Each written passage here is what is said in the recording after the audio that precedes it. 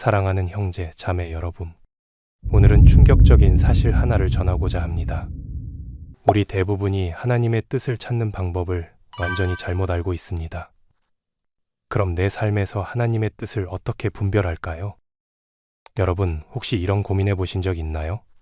하나님의 뜻을 알고 싶은데 도대체 어떻게 해야 할까?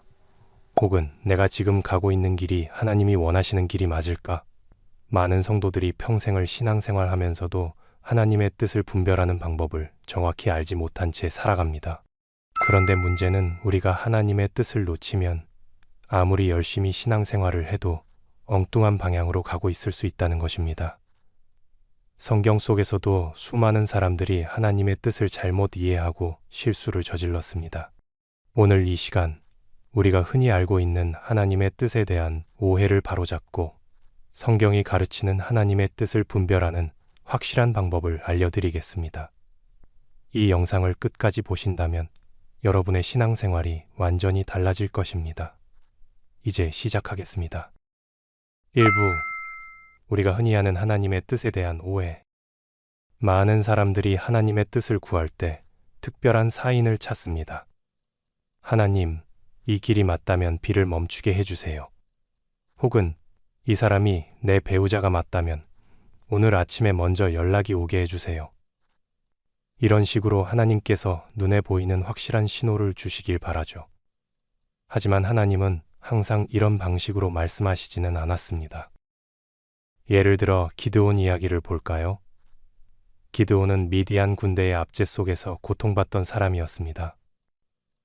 하나님께서는 그를 이스라엘의 구원자로 부르셨지만 기드온은 스스로 부족하다고 느끼며 하나님의 뜻을 확신하지 못했습니다. 그래서 하나님께 확실한 증거를 보여달라고 요청했죠. 그가 사용한 방법이 바로 양털 시험입니다. 하나님, 만약 제가 이스라엘을 구원할 사람이라면 양털은 마르고 땅은 젖게 해주세요.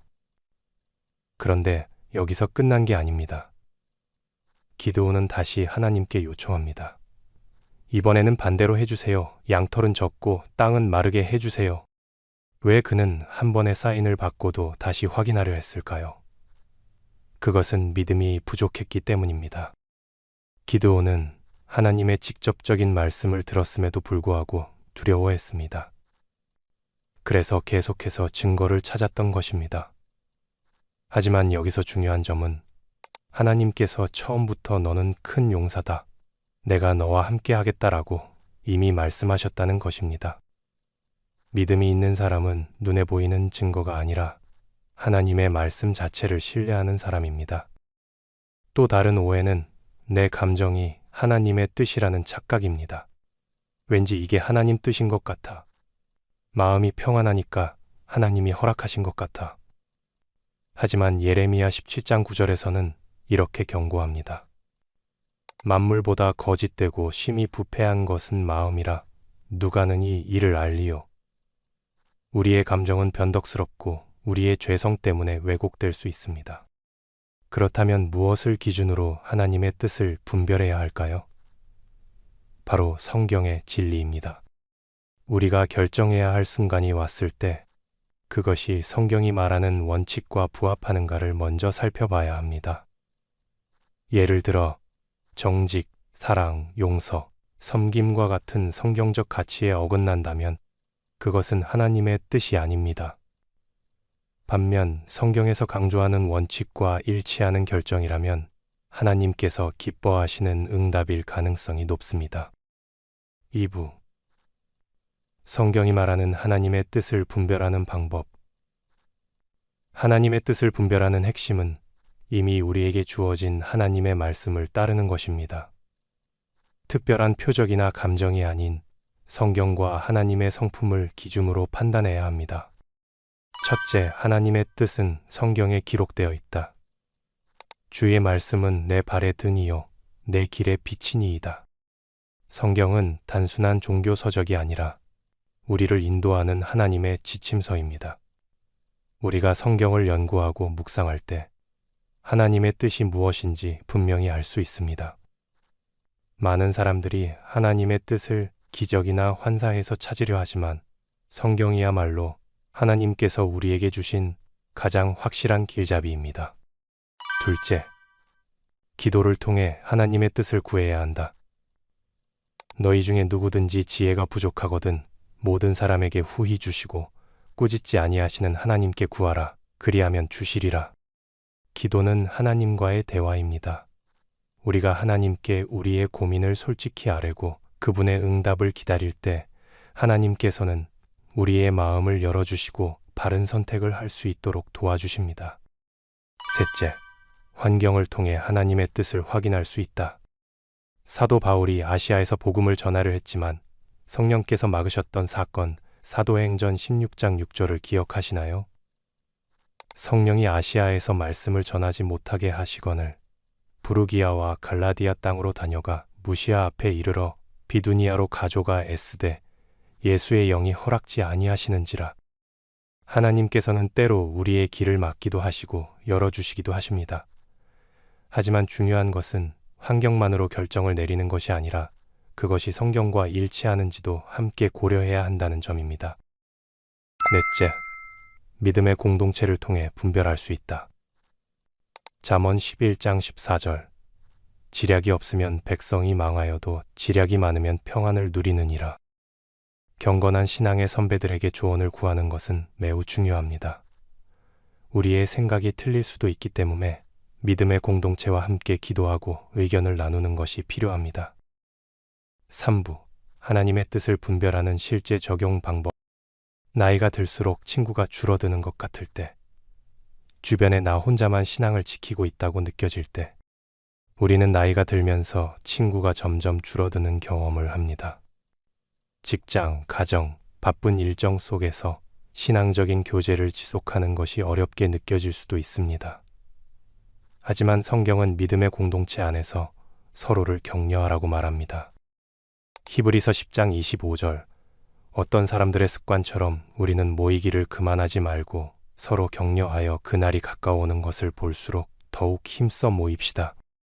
하나님께서는 우리가 관계에 어려움을 겪을 때 새로운 만남을 허락하시거나 기존의 관계를 더욱 깊게 하시는 방식으로 일하십니다.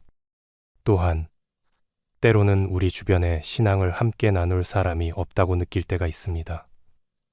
하지만 하나님께서는 언제나 함께 하십니다.